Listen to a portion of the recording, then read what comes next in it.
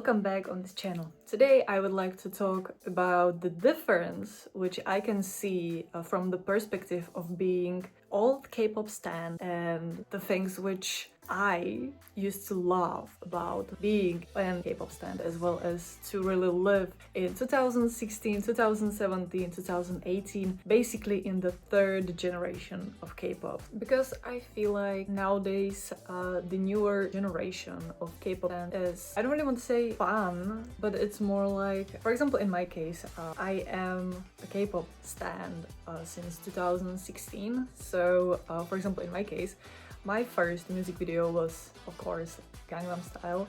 But if we are talking about like K-pop, it's Blood, Sweat and Tears by BTS. I think we all know that. In this video, I would like to talk more about like digital footprints instead of like some kind of like physical things which were quite common back then. So we can start with the first thing. So the first thing on my list is definitely, you know, those YouTube videos, for example, BTS cracks. I'm not really sure if you are familiar with this content or if I was weird, but it was, you know, there was like this specific YouTube channel, and this channel was basically doing some kind of like, you know, memes or AMVs. And with memes, and it was like all funny, so it was some kind of like clip from some kind of like, you know, weekly episodes or some kind of like interviews with some kind of like, you know, catchphrases with weird sounds. If you don't remember it and you want to see like what was going on, you can just put, you know, BTS crack in there. I know it used to be with like other K-pop groups, for example with Blackpink, Twice, a lot, but at that time I was like only interested in BTS because they were something different. Yeah. So, and I used to love it. It was perfect, and I haven't seen it in a while, so that's why I think it's not like a thing anymore. The second thing which I've noticed is that there are not so many, you know, K-pop English lyrics misheard, which used to be like very popular because, you know, because it was K-pop back then and it wasn't very like, you know, westernized. They usually, or like the lyrics were mostly, you know, in Korean, and the idols were like, you know, they didn't really know how to sing in English, as well as they didn't really know that some words may be quite funny. You know, we used to have so many K-pop misheard English lyrics, or like lyrics which, you know, were quite interesting. For example, the most popular one is, for example, you know, Sanai's gay. That's my favorite as well. Or, you know, there were so many of them. So, and again, because it's like very English orientated or like westernized, I feel like nowadays it's not that funny to hear some songs, because I feel like, you know, those producers, they know about it. So they try to like cover it or like change those lyrics so there is no, you know, situations similar to like those or like popular lyrics which can be like misheard. Which is quite sad because I used to love those. I think it was some kind of like internal humor of ours, and it was pretty good. The third one, and because we are still talking about like digital prints, I would definitely say Wattpad. I think everybody knows, you know, Wattpad fanfictions and all those stuff, or AO3. It used to be so popular back in 2016, 2017, 2018.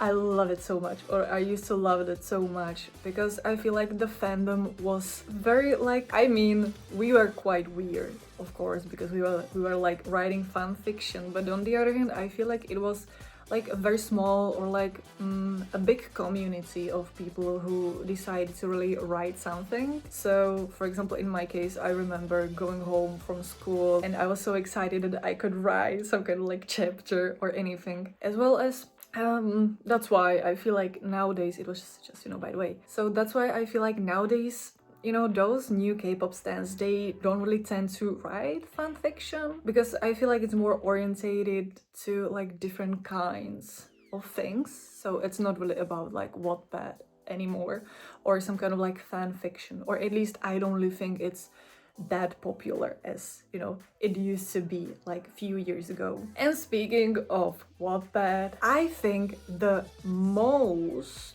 popular things during the old K-pop era is definitely the ships situation.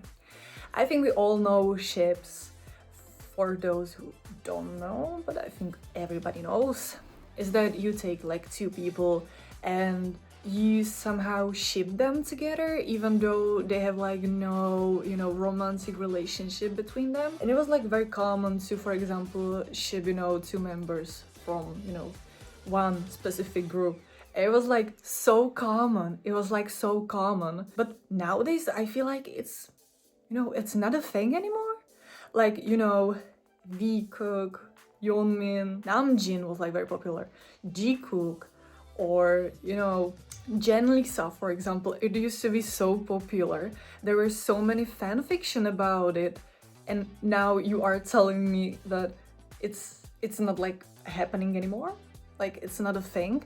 Like, I'm not saying you should be doing it because it may be like harmful for, you know, for those people, because they are still people. But it was a nice like memory. It was a nice part of my life, especially because you know, it was a different part of, like, it was a different era, so it was like very normalized. But now when I think about it, or like when I'm seeing like those like K-pop members moments, I don't really think it's, if it's there, you know, between like those members, because it used to be quite obvious that they were trying to, you know, spark something between the members, so it would be, you know, go viral. But nowadays I feel like they, like, you know, the PR is trying to avoid it. At least that's my point of view, because they are more like, or like maybe it's because of the westernization, like they try to really aim for that, you know, US market, so they try be like different. Because for example, I feel like we don't really have it in the US. For example, I know that, for example, those like fan fiction about, you know, One Direction, it was also like very popular, or like 5 Seconds of Summer, but still I don't really think it was like that popular, you know, the K-pop ships situation as it was, for example, in the US with, for example, One Direction, which I find very interesting and suspicious at the same time. Because I remember when I first like got into like K-pop, I remember I didn't really had a clue about like those things, and then I somehow got into it with, you know, all those like, you know, BTS cracks, the Wattpad, or, you know, the ships between the members, or, you know, even, for example, those like, you know, English misheard lyrics. And I think that was beautiful. It was more fun. I've been talking to my phone for over 5 minutes without, you know, hitting the record button. So this is so messy. But my point is that I'm very happy that I was able to really experience being a K-pop stan back in 2016, 2017, 2018, 2019, because I feel like nowadays K-pop is not really as fun as it used to be. Like, of course, there is some kind of like diversity. They know what they are doing, for example, with the music or with the styles. But I feel like the era back then, it was more chaotic, it was more fun, it was, I don't know, it brings like very good memories, and I'm very happy that I was, you know, part of it. So let me know your experience, or like your comment, or like your opinion of it. And thank you so much that you were able to watch it until now. So if you like this video, please like this video. You can also comment this video. You can also subscribe to my channel if you want to. And I will probably do the second part of this video as well, because I have a long list of things which are like it's a huge list. And because there is so much things which there are so many things which are different if I look at, you know, the fact being a K-pop stan now, or like nowadays, and being K-pop stan back, like, I don't know, in 2017, for example. So thank you so much, and have a nice day, and see you in the next one. Bye!